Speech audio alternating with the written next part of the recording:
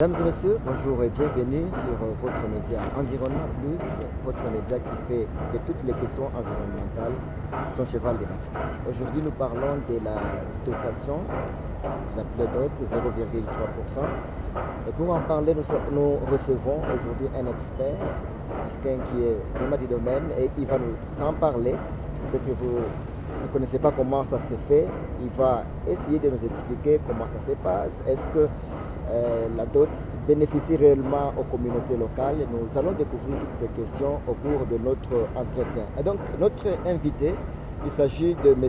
Venance Mumba Chempé. Il est président de la dot CEMOC KFM. C'est lui que nous recevons sur ce plateau pour échanger avec lui autour de cette question.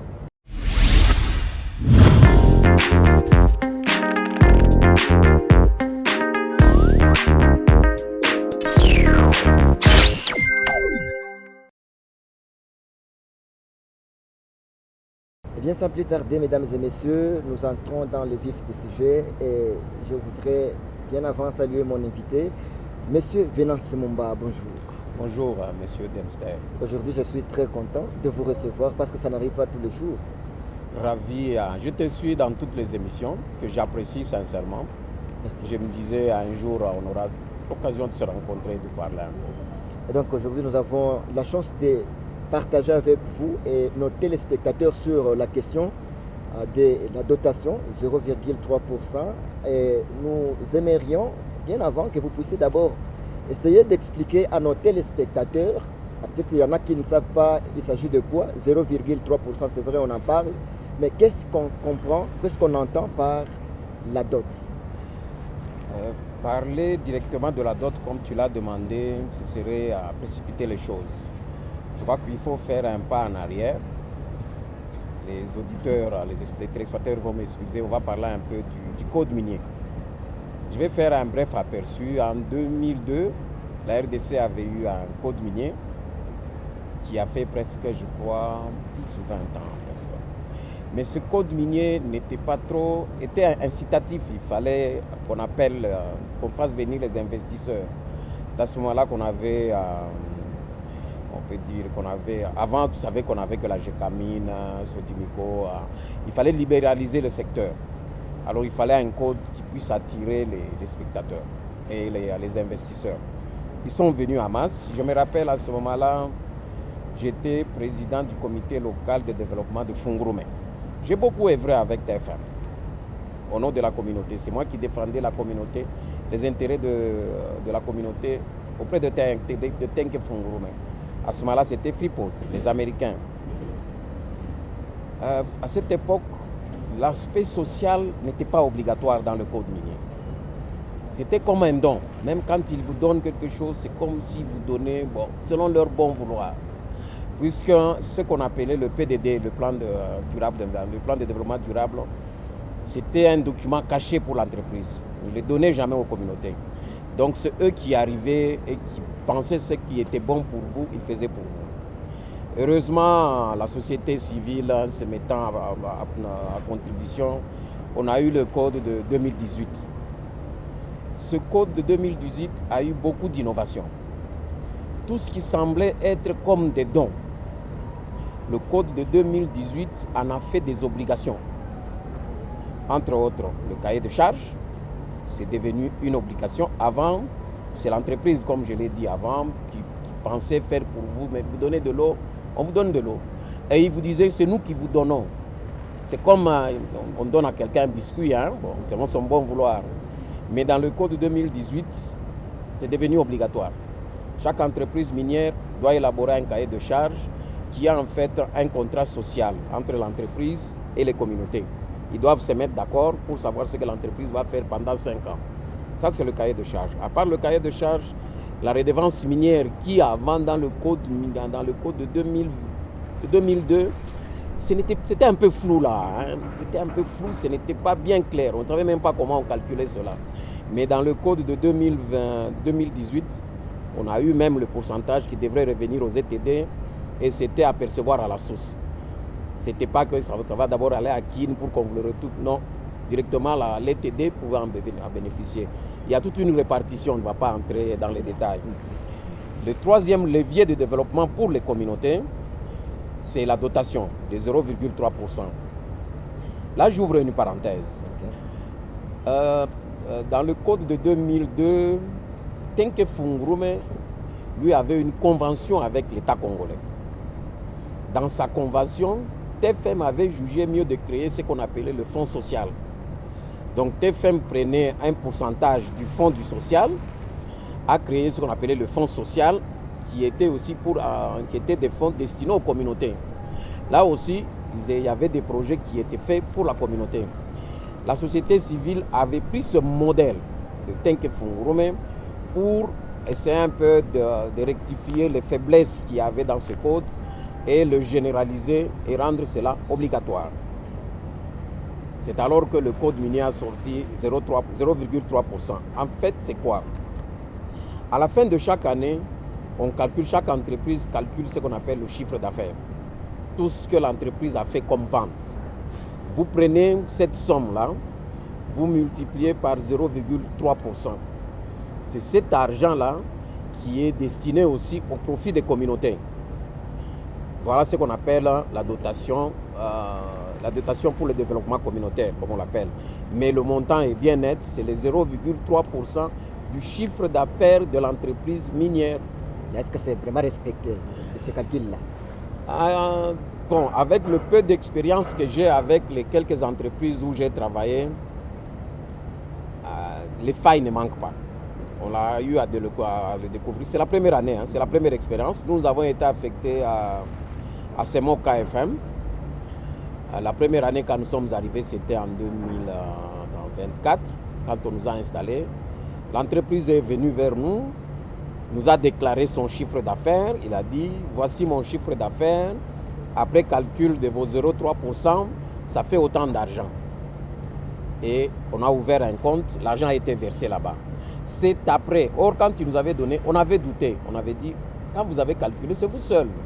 Comment nous pouvons être sûrs, c'est ça? Bon, comprenez, vous pouvez aller demander. Bon, on s'est dit, c'est la première année, acceptons. C'est après. On a compris qu'ils avaient minorisé le chiffre d'affaires.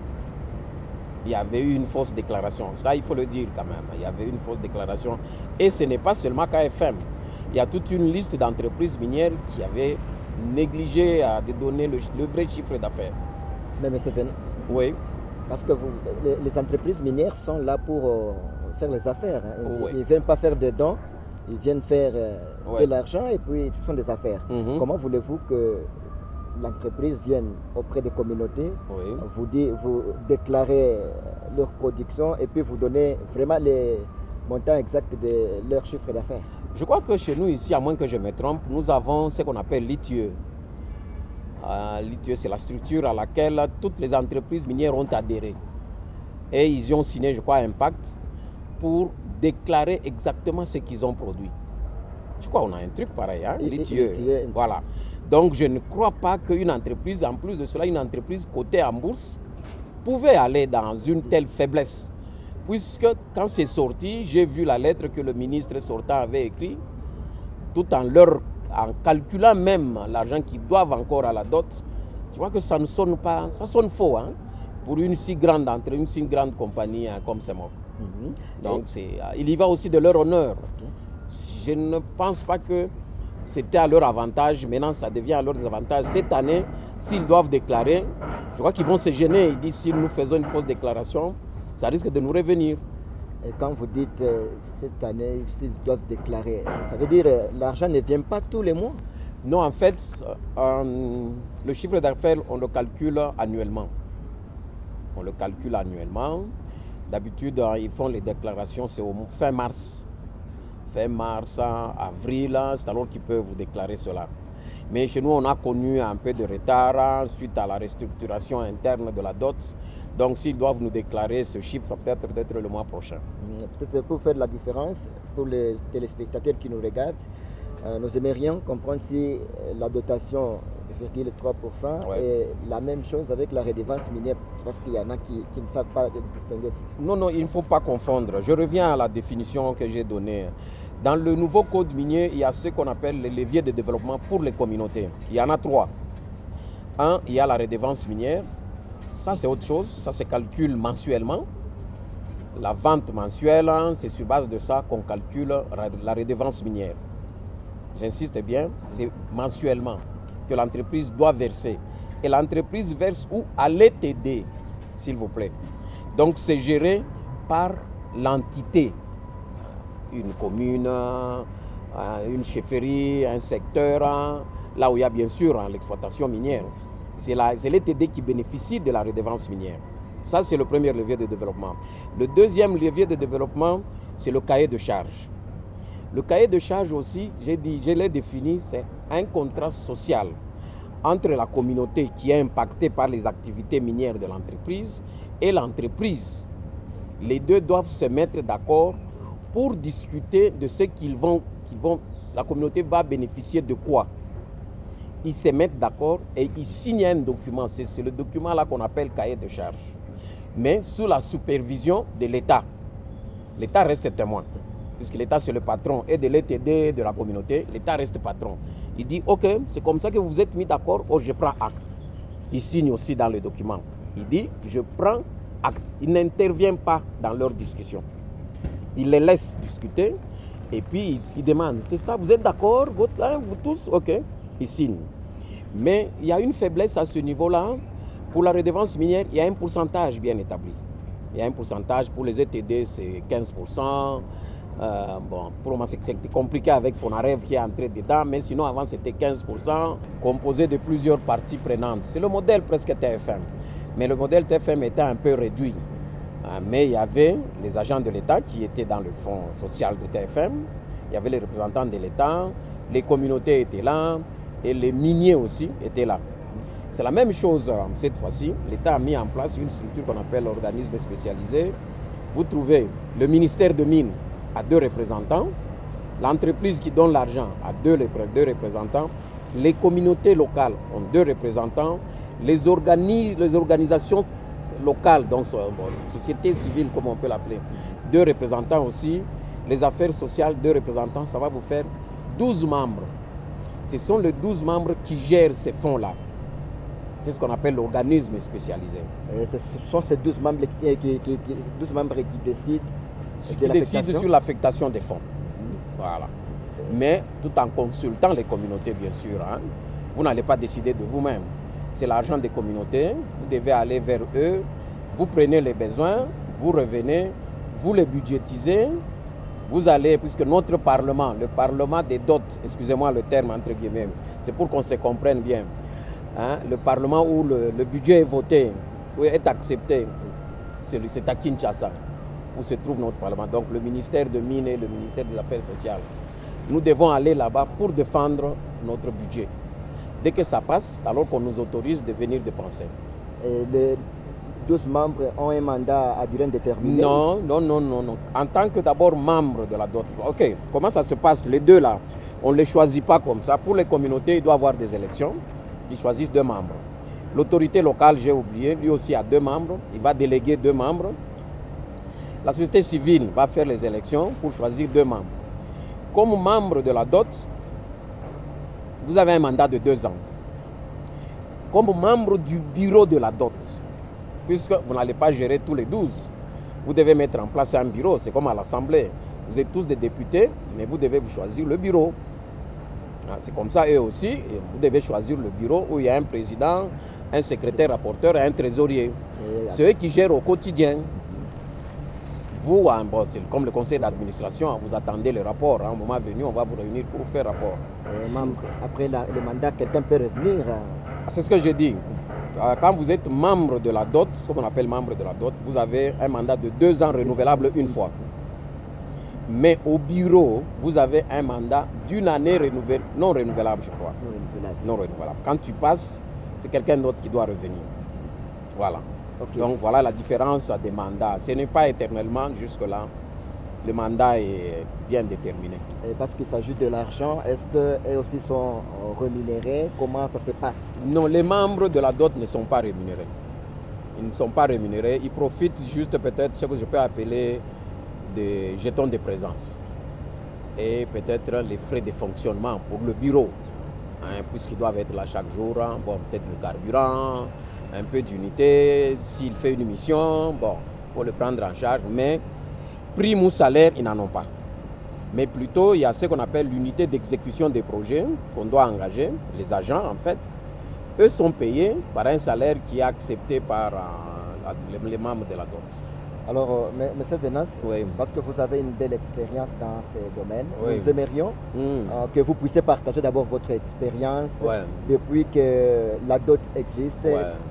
Quelle est l'expérience que vous avez sur le terrain? L'avantage d'abord que je peux dire, c'est que j'ai bien maîtrisé les textes avant même qu'on mette en place les DOT.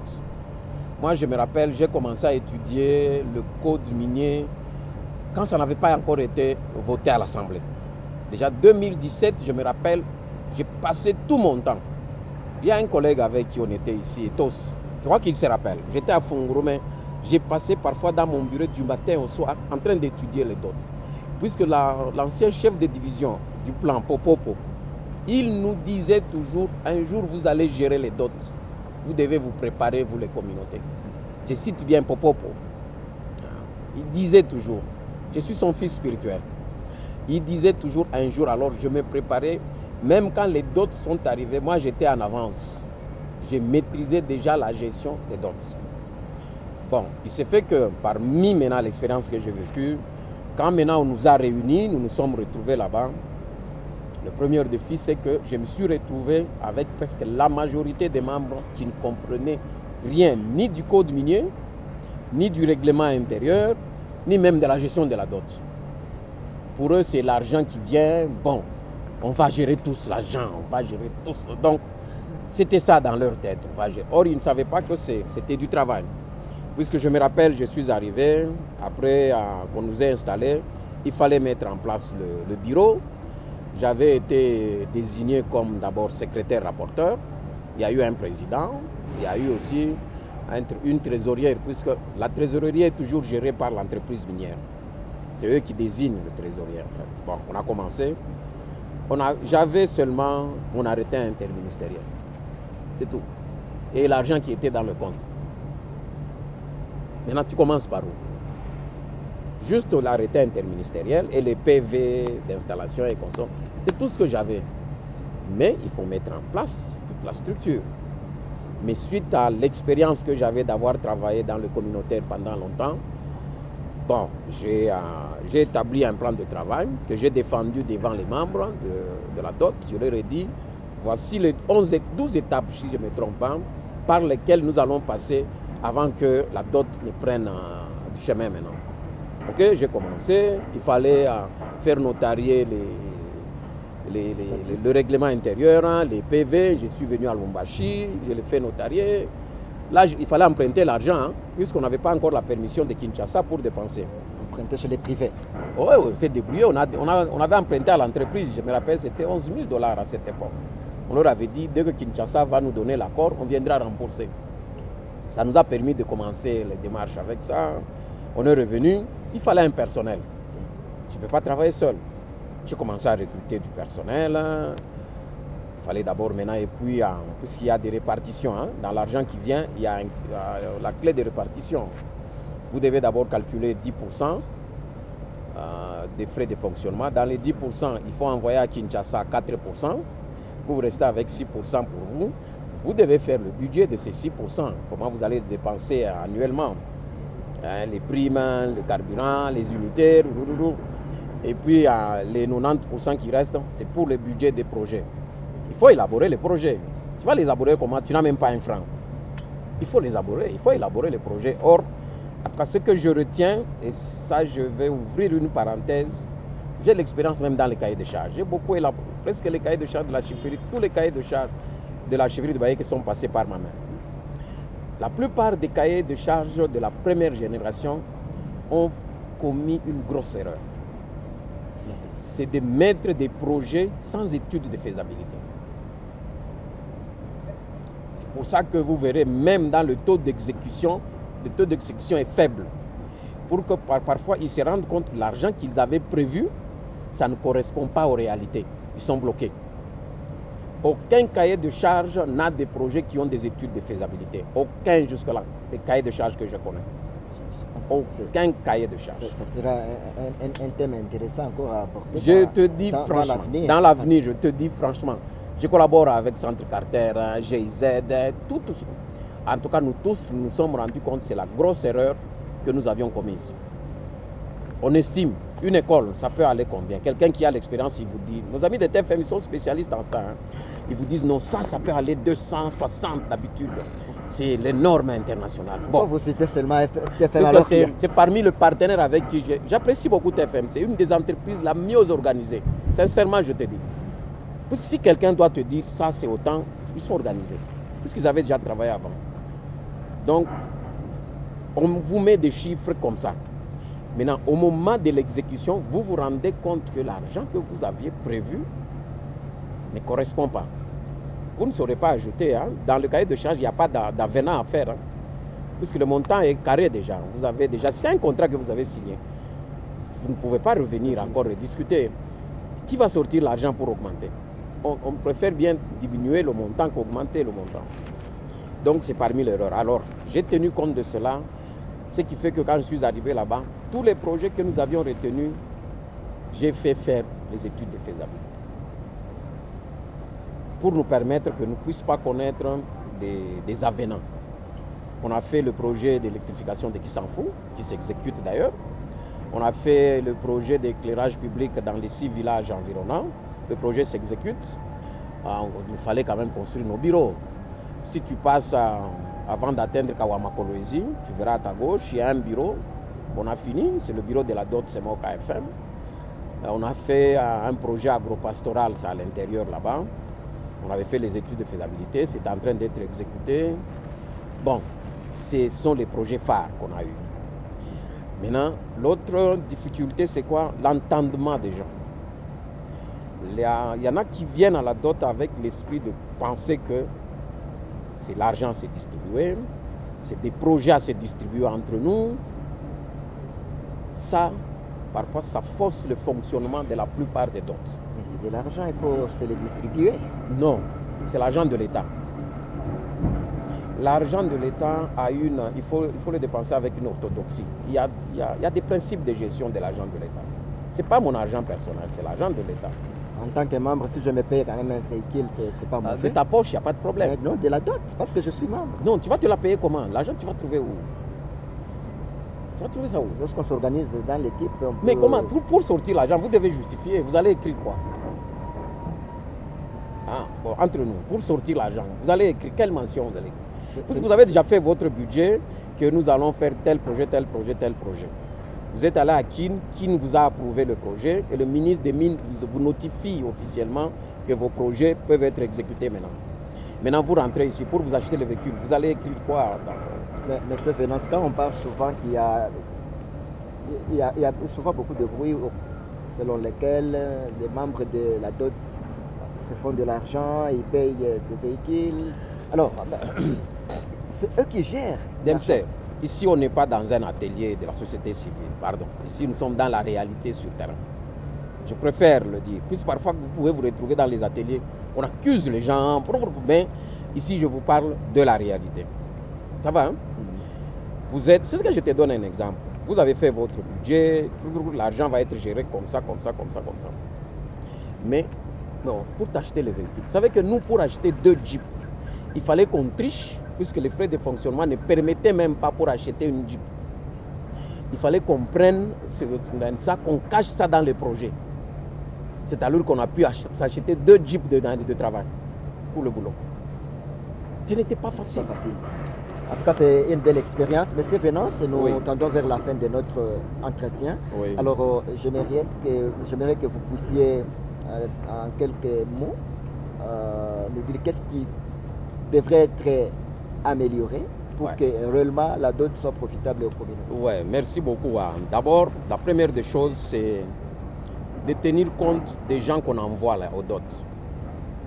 Il faut qu'il y ait des critères spécifiques. C'est un domaine qui a un niveau élevé. Donc il faut des gens qui ont la capacité de comprendre les textes. Je vous donne le cas, surtout pour les communautés, parfois même pour les membres qui viennent des ministères, ministère de Mines. On vous amène des gens qui ne comprennent rien, absolument rien. ce sont ces gens-là qui viennent poser des problèmes. Ils pensent que l'agence va se distribuer. Dès que toi, tu te payes une mission, lui aussi, il pense qu'il devrait bénéficier. Bon, tu vois, d'abord, les critères de sélection des gens qu'on envoie là-bas. Ça, c'est le premier problème. Le deuxième problème, il faut que ces gens-là puissent subir une formation dès qu'ils arrivent. On leur donne même pendant 3 mois. Pas une semaine, non, même 3 mois. On les forme sur les dots, sur les finances, sur le ceci. Ça va. Troisièmement, c'est sur le mandat en tant que membre de la dot. Je vous donne un exemple. Vous mettez les gens au bureau, ils n'ont qu'une année. Ils vont faire quoi? Juste le temps de vous faire le budget. Dès qu'ils terminent le budget, vous les sortez. À peine ils commencent vous les sortez. Les autres que vous prenez, ils ne connaissent rien. Ils ne comprennent pas les textes, rien. Donc vous recommencez à zéro chaque 2 ans après. Les dots, l'exécution de ne sera pas efficace. Je crois qu'on doit revoir aussi à ce niveau-là. Il faut laisser aux gens même 5 ans pour qu'ils vous présentent un bilan. Puisqu'il y a des projets qui peuvent prendre 3 ans. Ceux qui ont commencé les projets, si vous les faites sortir avant, le projet risque de ne pas avoir la même finalisation que ceux qui l'avaient commencé. Ça, c'est la réalité sur le terrain. Ce n'est pas que nous envions rester là-bas, non. Mais c'est la réalité pour que les communautés puissent bénéficier de cela. Je crois que dès le départ, je suis en train de lutter pour ces 2 cas-là. L'autre aspect, c'est quoi? Il faudrait qu'on arrive parfois à mutualiser les dots. Puisque vous pouvez trouver 4 dots sur les mêmes communautés. Ce n'est pas faisable. Ils risquent de s'entrer, les projets risquent. Or, si on mutualise, soit on crée une coordination, ils peuvent mieux planifier le développement de ces communautés. Ça évite les chevauchements. Ça évite le chevauchement des projets aussi. Voilà. Je crois qu'à ce niveau, je crois que c'est ces 3-là sur lesquels il faut se baser d'abord pour rendre les dots efficaces. En tout cas, sinon, nous sommes arrivés à la fin. Merci beaucoup. À moins que vous ayez 30 secondes, un tout petit mot à juste saluer le geste posé à mon endroit. Je te vois, je te lis, je te lis, je te lis. Aujourd'hui, j'ai la chance d'être avec toi sur le plateau. Merci beaucoup. Merci, chers téléspectateurs de Environnement Plus. Merci à notre partenaire NRGI qui soutient cette émission. Merci également à M. Venance Mumba Chempe, président de la DOT, de nous avoir fait l'honneur de vouloir participer, d'accepter de répondre à notre invitation. Parce que ça n'arrive pas aussi tout le temps. Parfois, il est trop pris, mais aujourd'hui, quand même, on l'a eu pour qu'il nous parle de la DOT. Et ça ne sera pas la dernière fois. Nous allons toujours l'aborder pour nous parler, nous partager son expérience sur le cahier des charges, encore peut-être approfondir sur la DOT. Merci à Dominique Lembo et à Jean Junior Ngandou qui était derrière la caméra de Mr Maloba. C'est moi et Cédric Kiyumba pour le montage.